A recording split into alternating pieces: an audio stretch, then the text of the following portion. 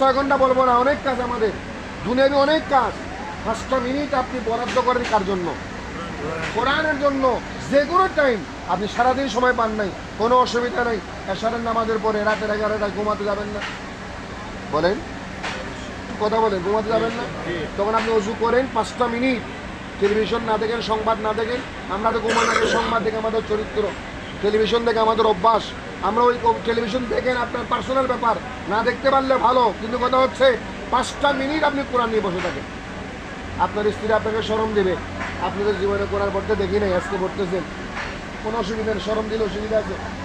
স্ত্রীর শরম দিক, আপনি তো স্ত্রীর শরমকে আপনি সবক দিবেন, স্ত্রীর শরমকে আপনি ধৈর্য ধরবেন কাকেরে পাওয়ার জন্য। আর বা স্ত্রী আপনাকে শরম দিবে, বন্ধু শরম দিবে, কিরে তুই তো জীবনে কোরআন না পড়া সুরত না আলি ইয়া কোরআন লেগে বলিস জজ করে এনে আটি আটি জিনিস দে না, আপনাকে শরম দিবে, কোনো অসুবিধা নেই। আপনি চাইবেন কারে? বন্ধু শরম দিবে, কোনো সমস্যা নেই। স্ত্রীর শরম দিবে, সমস্যা নেই। ছেলে সন্তান শরম দিবে, সমস্যা নেই। আপনি কোরআনের সাথে রিলেশনটা রাখেন, বন্ধুত্বটা বাড়ান, ইনশাআল্লাহ এই কোরআন আপনার বিপদের বন্ধু হবে, এই কোরআন আপনার কিয়ামতের বন্ধু হবে, হাসরের বন্ধু হবে। আমি তো বলবো কোরআন আপনাকে জান্নাতে নেবে।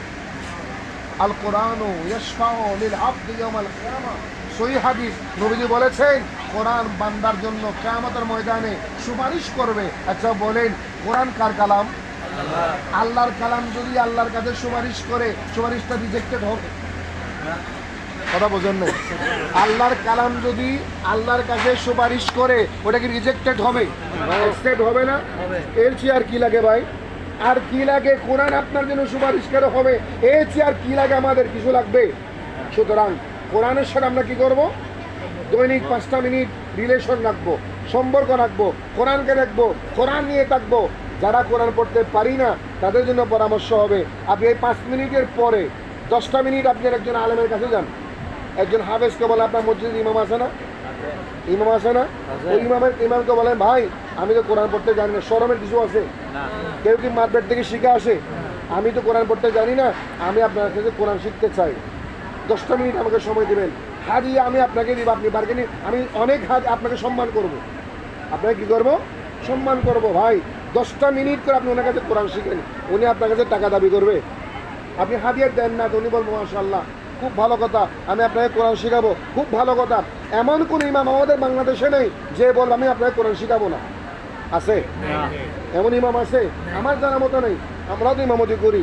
আমার জানা মতন একজন মুসল্লি যদি বলে হুজুর আমি কোরআন শিখবো, মুসল্লি 1 কদম আগে আসলে হুজুর 3 কদম আগে আসবে।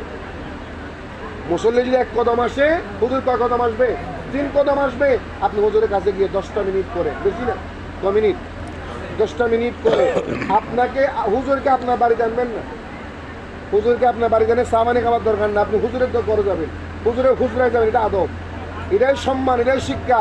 বর্তমানে আমাদের দেশে ছেলেরা কোরআন শিখে ভুলে যায়, ঠিক না? কেন বলে যায় জানেন? সায়েন্স পড়লে বলে না, আর্টস পড়লে বলে না, বিজ্ঞান পড়লে বলে না, আর ইঞ্জিনিয়ারিং পড়লে বলে না, ও লেভেল এ লেভেল পড়লে বলে না। কোরআন কেন বলে জানেন? কারণ কোরআনকে আমরা শ্রদ্ধার সাথে শিখাতে পারিনি। কোরআন শিখিয়েছি কি করে? হুজুরকে বাড়িতে ডেকে এনে মাঝে মাঝে নাস্তা দিলাম অথবা দিলাম না, হাদিয়া দিলাম অথবা দিলাম না, বাড়িতে ডেকে এনে আমরা শিখিয়েছি। অথচ কোরআনের তাজিম ছিল, সম্মান ছিল। কোরআন কি আমার কাছে আসবে না আমি যাব? বলেন, এখন কথা বলেন। কোরআন কি আমার কাছে আসবে না আমি যাব? কিন্তু আমরা আমাদের ছেলেদেরকে কোরআন আমাদের ঘরে নিয়ে আসতে চাই, কোরআনকে আমাদের ঘরে আনতে চাই। জন্য কোরআন আমাদের কলবে থাকে না, ছেলেদের কলবে থাকে না, ছেলেদের সিনেই থাকে না। পরামর্শ দেব, আপনি হুজুরের কাছে যাবেন, ওনার ঘরে বসবেন, ওনার রুমে বসবেন, বসে আপনি 10টা মিনিট করে সময় দিবেন। ইনশাআল্লাহ 3 মাসে আপনি কোরআন চর্চা করতে পারবেন। সুবহানাল্লাহ বলেন। তাহলে একটা পয়েন্ট আমি বললাম, আমরা বন্ধুত্ব করবো কার সাথে? 6 মিনিট ডেলি। এটা কি পারবো? এটা আমার পরামর্শ, আপনি না পারলে এটা আপনার ব্যাপার, কিন্তু চেষ্টা করবেন পারার জন্য। কারণ এই কোরআন হচ্ছে আমাদের শ্রেষ্ঠতম একটা বন্ধু, শ্রেষ্ঠতম একটা বন্ধু। এর চেয়ে বড় বন্ধু আর নাই ভাই। আপনার মা আপনার কবরে যাবে না, আপনার বাবা যাবে না, স্ত্রী যাবে না, বন্ধু যাবে না, ছেলে সন্তান যাবে না, মাল দৌলত যাবে না, আপনার কবরে যাবে কোরআন। সুবহানাল্লাহ। 2 নম্বর কথা হচ্ছে নামাজের সাথে আমরা একটু রিলেশন বাড়াই দেবো। কার সাথে? কথা বলে কার সাথে?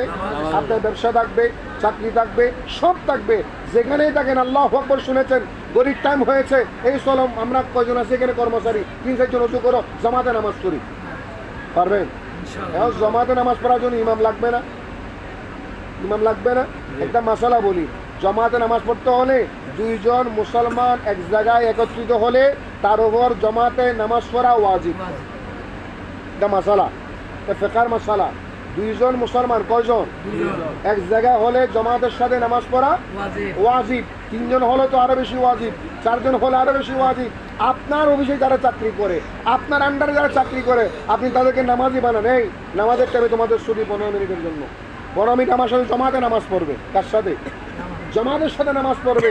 ওই জামাতে নামাজ পড়লে যখন আপনি দাঁড়িয়ে যাবেন, মালিকের সাথে কর্মচারী দাঁড়াবে, ঠিক না? মালিকের সাথে কে দাঁড়াবে? কথা বলেন। মালিকের সাথে কর্মচারী দাঁড়াবে। আপনার মালিকের আর বাপটা চলে যাবে, আপনার মালিকের অহংকারটা চলে যাবে, আপনার মালিকের তাকাব্বুরটা চলে যাবে। আপনি তখন বুঝবেন এই নামাজ হচ্ছে একটা ইবাদত যেখানে সাম্যর শিক্ষা দেয়, একতাবদ্ধের শিক্ষা দেয়, ধনী গরিবের পার্থক্য। রিক্সাওয়ালার পাশে মন্ত্রী দাঁড়াবে, কোনো অসুবিধা আছে? রিক্সাওয়ালার পাশে মন্ত্রী দাঁড়াবে, কুলির সামনে মন্ত্রী দাঁড়াবে, কোনো অসুবিধা আছে? সুলতান মাহমুদ গজনবী রহমতুল্লাহ আলাই বাদশাহ ছিলেন, অলিও ছিলেন। সুবহানাল্লাহ। বাদশাহ ছিলেন, অলিও ছিলেন। আর ওনার পাশে যখন কাজী আয়াস রহমতুল্লাহ আলাই চাকর, ওনার চাকর দাঁড়িয়ে গেছে নামাজে, তখন বলা হচ্ছে, ডক্টর ইকবাল বলেছিলেন, এই সুলতান মাহমুদ গজনবী এত বড় বাদশাহ হওয়ার পরও ওনার পাশে একজন চাকর দাঁড়িয়েছে, উনি মনে মনে খুশি যে আজকে আমার সাথে আমার চাকরও নামাজ পড়ে। সুবহানাল্লাহ বলেন। সুতরাং আমি পরামর্শ দেব, কোরআনের সাথে আমরা সম্পর্ক বাড়াবো, নামাজের সাথে সম্পর্ক বাড়াবো। নামাজ আপনি যেখানে থাকেন, যেই জায়গায় থাকেন, যেই করে থাকেন, এখন